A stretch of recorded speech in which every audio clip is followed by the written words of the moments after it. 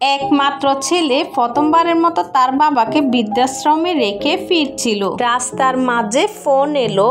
তার বউ ফোন করে বলছে, তুমি আর একবার বৃদ্ধাশ্রমে ফিরে যাও। একটা কথা বলতে ভুলে গেছি, বৃদ্ধাশ্রমে গিয়ে তোমার বাবাকে ভালো মতো বুঝিয়ে এসো। পুজো পার্বণ এমনকি জন্মদিনেও যেন তোমার বাবা কষ্ট করে বৃদ্ধাশ্রমে থেকে যায়, আমাদের বাড়িতে যেন না আসে। ব্যর্থ হয়ে বউয়ের কথা মতো আবারও বৃদ্ধাশ্রমে ফিরে গেল। সেখানে গিয়ে সে অদ্ভুত দৃশ্য দেখতে পেল। তার বৃদ্ধ বাবা ওই বৃদ্ধাশ্রমের মালিকের সঙ্গে খুব হেসে হেসে কথা বলছে। কিছুক্ষণ পর বাবা তার নির্দিষ্ট রুমে চলে যাওয়ার পর ছেলেটি সে বৃদ্ধাশ্রমের মালিকের সঙ্গে গিয়ে কথা বলা শুরু করলো। স্যার, একটা কথা জিজ্ঞাসা করছি, কিছু মনে করবেন না।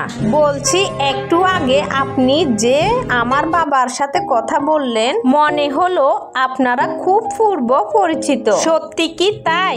মালিক তখন বললেন, হ্যাঁ, আমি উনাকে প্রায় 40 বছর আগে থেকে খুব ভালো করে চিনি। তবে আমি জানি না উনি আজ কোন পরিস্থিতিতে এই বৃদ্ধাশ্রমে এসেছেন, কিন্তু মানব দিক থেকে তিনি একজন অনেক বড় মনের মানুষ। ছেলে বলল, আমি তো সেটাই জানতে চাচ্ছি, আপনি বাবাকে কিভাবে চিনেন? বৃদ্ধাশ্রমের মালিক তখন বললেন, আজ থেকে ঠিক 40 বছর আগে আমার আন্ডারে থাকা একটি অনাথ আশ্রম থেকে একটা শিশু দত্তক নিয়ে বাড়ি গিয়েছিলেন, এবং আমার অনুমান যদি ভুল না হয়, তবে সে 40 বছর আগের দত্তক নেওয়া সেই অনাথ শিশুটি আমার সামনে দাঁড়িয়ে। এই কথাটা শোনার পর ছেলেটির আর বুঝতে বাকি রইল না, 40 বছর আগে যে দত্তক নেওয়া ছেলেটি সে নিজেই। ছেলেটির চোখ দিয়ে তখন অঝর ধারায়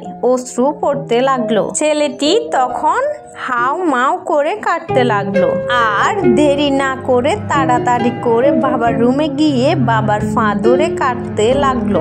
বৃদ্ধ বাবার পা ধরে কান্না করতে করতে বলতে লাগলো, আমাকে মাফ করে দাও, আমি অনেক বড় ভুল করে ফেলেছি। 2 দিনের ভালোবাসার জন্য আমি আমার 40 বছরের ভালোবাসাকে ভুলে গেছি। ছেলের এই করুণ দৃশ্য দেখে বাবাও কেঁদে ফেলে। তিনি ছেলেকে পা থেকে তুলে বুকে জড়িয়ে ধরে বলতে লাগলেন, দূর বোকা ছেলে, এজন্য কান্না করতে হয়? আমি তো তোকে মাফ করে দিয়েছি। এইবার ছেলেটি কান্না থামিয়ে বাবাকে সে বৃদ্ধাশ্রম থেকে নিয়ে বাড়ির পথে ফিরে গেল। আর আমার ভিডিওগুলো আপনাদের কেমন লাগে অবশ্যই কমেন্ট করে জানাবেন।